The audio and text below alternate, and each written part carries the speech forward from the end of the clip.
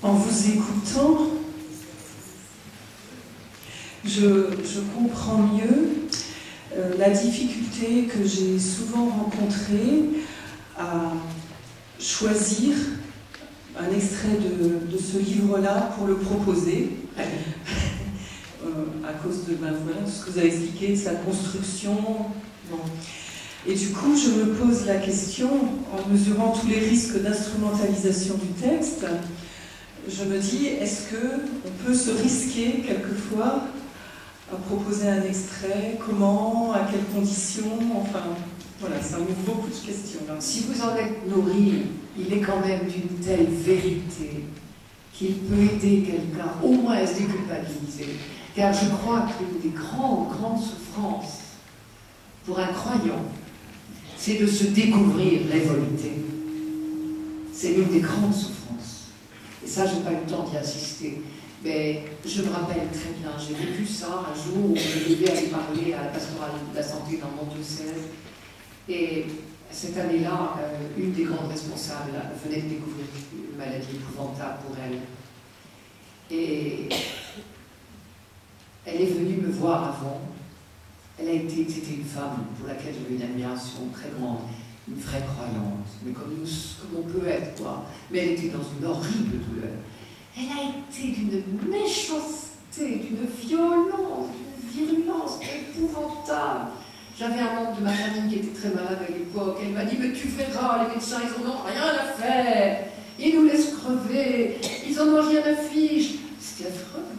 Elle était d'une violence. Et je me suis dit, parce que je la connaissais, très croyante, je me suis dit, mon Dieu, qu'elle doit souffrir de se voir révoltée. On aimerait tellement, quand on est dans la souffrance, être un exemple, nous les croyants, hein, on aimerait être serein et paisible, hein, pas toujours.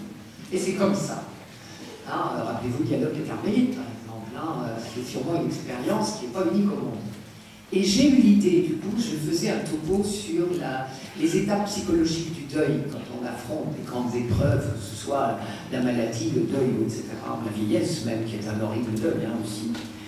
Et j'ai eu l'idée, donc, d'insérer dans mon topo la révolte du souffrant, et j'ai ajouté, et pour un croyant, la révolte est double douleur.